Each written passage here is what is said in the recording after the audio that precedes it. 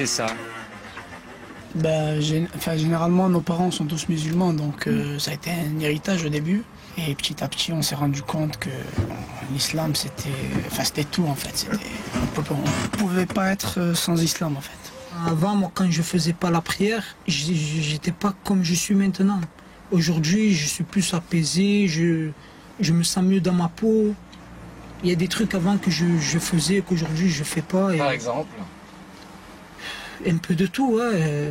Des bêtises à droite, à gauche, mais l'islam, ça te met dans le droit chemin. Ça te met dans le droit chemin que avant je jetais un bout de papier par terre, que maintenant je le fais pas. Alors vous, fondamentaliste, d'une certaine manière, il y a des choses que qui vous allez arrêter.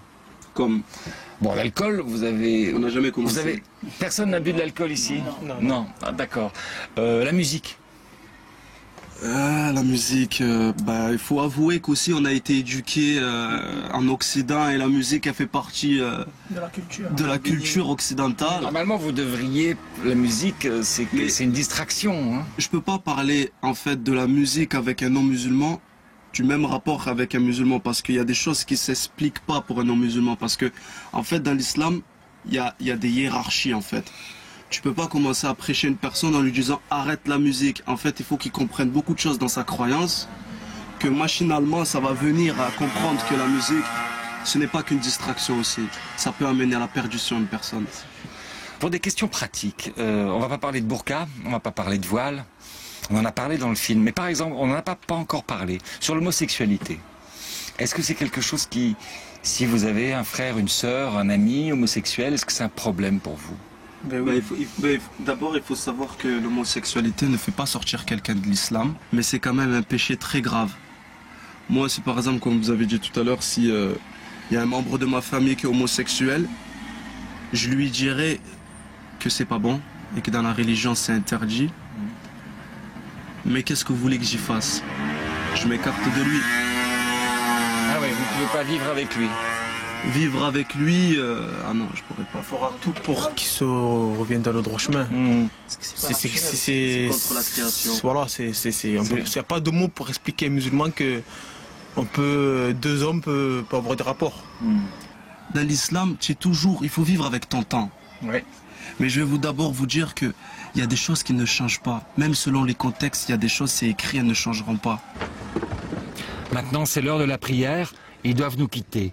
Ces jeunes affirment avoir trouvé la paix intérieure après souvent une période difficile. Après le chaos, la béatitude. Un peu comme des moines avec une cité comme monastère. Alors nous ne sommes pas d'accord avec tout ce qu'ils disent, mais ils sont sympas, pas inquiétants. Le problème, c'est que dans le camping-car, on se sent loin d'eux et de leurs certitudes. Nous, on aime la bonne vie, une bonne bière et le rock'n'roll. Alors, on a envie de rencontrer un musulman avec qui on puisse rigoler, comme la majorité des musulmans qui vivent en France. On a rendez-vous près d'Avignon, à Sorgues, dans une cité qui va mal. Les bâtiments tombent en ruine, mais les jeunes nous accueillent bien.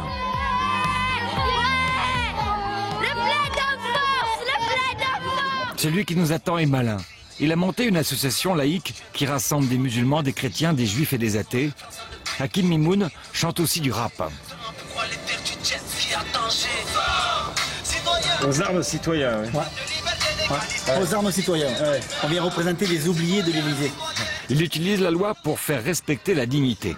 Et quand il n'est pas content, il porte plainte. Son dernier combat en date, des inscriptions racistes sur les murs et surtout la profanation de la mosquée du quartier. Ce qui l'a doublement fâché, c'est que personne n'en ait parlé. Elle est où cette mosquée? Parce que je vois... Elle est en face de vous, allez. Là, non. Ouais. Ça. Voilà, c'est une petite mosquée qui est dans un bâtiment.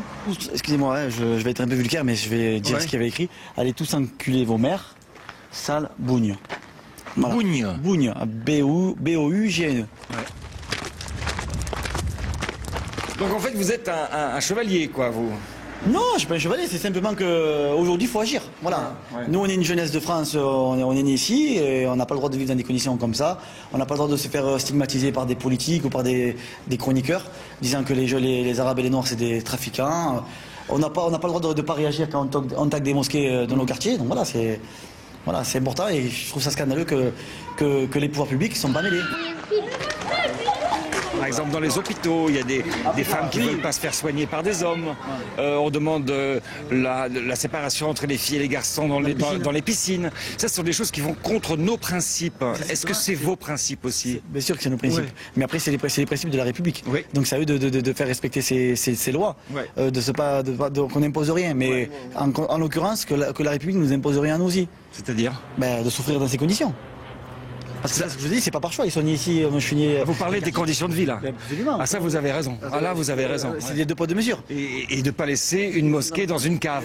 Voilà, un lieu de culte digne. Là, vous regardez l'islam, où c'est qu'elle est représentée à Sorgue au Griffon. C'est scandaleux. Voilà, l'intérieur c'est joli pourtant, vous allez voir que c'est très joli. C'est toujours beau à l'intérieur. Voilà, mais regardez l'extérieur. Merci. Merci à vous. Ça y est, on arrive au terme de cette conversation sur l'islam en France. Et pour le dernier jour, il va faire grand soleil. Nous allons assister à une journée magique qui réunit musulmans, chrétiens et athées, et pas les plus idiots. Il y a la burqa qu'on voit, mais la pire des burqas, c'est celle qu'on ne voit pas, celle qu'on met sur le cerveau. Il y a de toute évidence de l'islamophobie et une islamophobie qui se développe de plus en plus dans notre société. Nous sommes à la mosquée de Gennevilliers, au nord de Paris.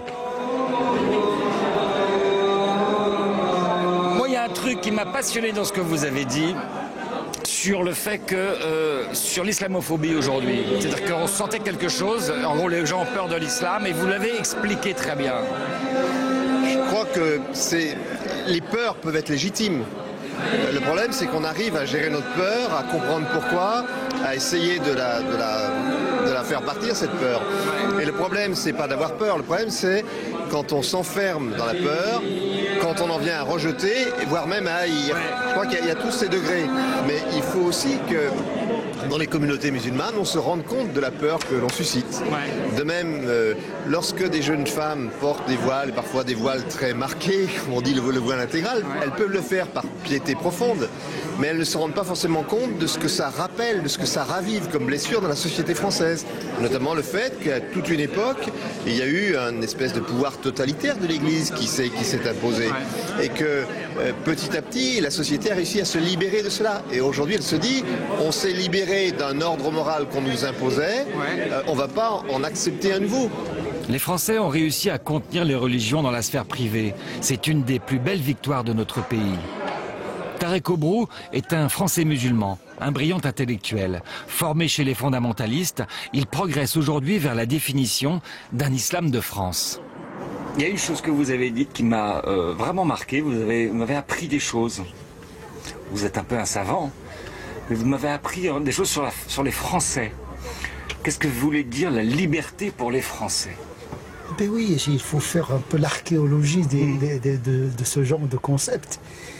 Parce que les termes n'ont pas les mêmes significations selon les cultures, selon les histoires. La liberté en France rime avec l'émancipation de la domination de l'Église. En partie. En partie. Ça, c'est spécifique à la France. Puisque nous sommes dans le pays le plus sécularisé du continent le plus sécularisé dans le monde. Sécularisé, ça veut dire où il y a une séparation nette entre le spirituel et le profane, le politique et le religieux, la raison et la révélation, etc. etc. Et ça, vous dites ça aux musulmans qui sont venus vous voir, vous le dites souvent, ça? Non, j'ai le devoir de partager mon interprétation du réel, lequel réel a un impact direct sur ma façon d'exister dans ce réel. Parce que se tromper de monde, c'est se tromper de religion, en quelque sorte. Je dois éclairer en même temps les musulmans, qui parfois ont des idées très simplistes de leur religion, et très simplistes sur leur réel, sur la laïcité, sur les Français, etc.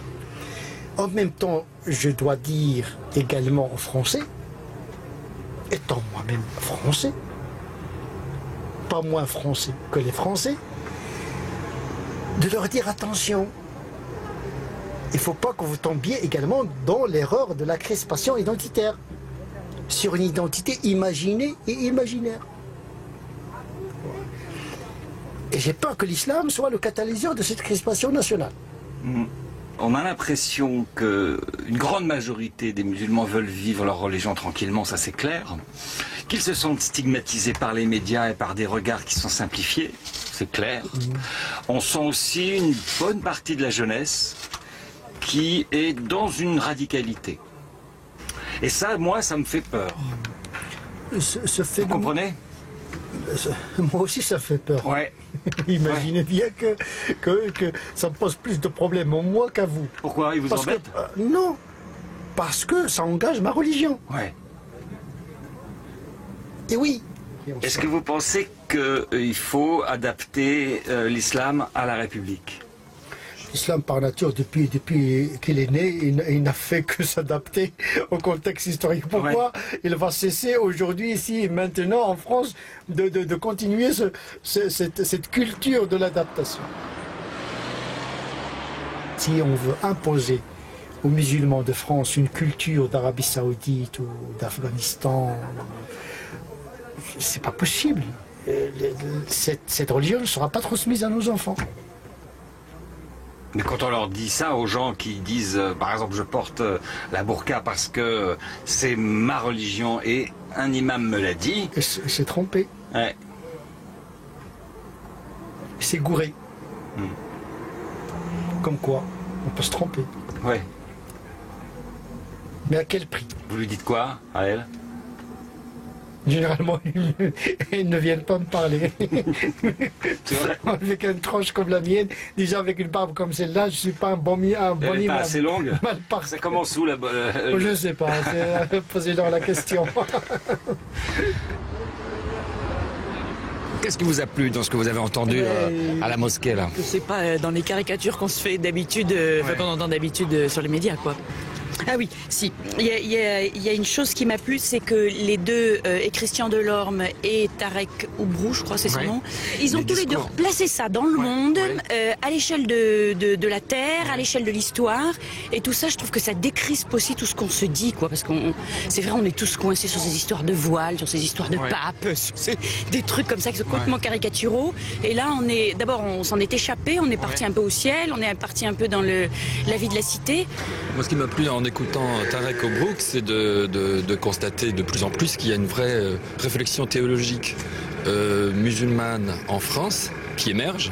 Quand il a dit effectivement l'islam doit s'adapter à la perception ou ça s'inscrit dans une histoire, dans une cité dans laquelle il y a une perception possible, une vision possible de la liberté, et celle de la France, c'est une liberté qui s'est construite contre les religions. Aux États-Unis, la liberté s'est construite sur la liberté religieuse des protestants qui ont quitté l'Europe. Absolument. Donc c'est vrai que ça, c'est important qu'ils rappellent ça. Voilà. Même pour nous, moi je trouve que... Moi, il m'a éclairé là. Ouais, voilà. Moi aussi. Religieux et laïcs, nous sommes tous figés dans nos positions. Alors ne pas bouger, ne pas essayer d'évoluer, c'est laisser progresser ceux qui prétendent à la vérité ou qui ont intérêt à attiser les haines. En France, nous sommes encore majoritaires à vouloir un monde où Dieu reste dans l'intime. Mais nous sommes prévenus, il faudra se battre, et quelquefois contre soi-même, pour conserver cette particularité mondiale, la laïcité à la française.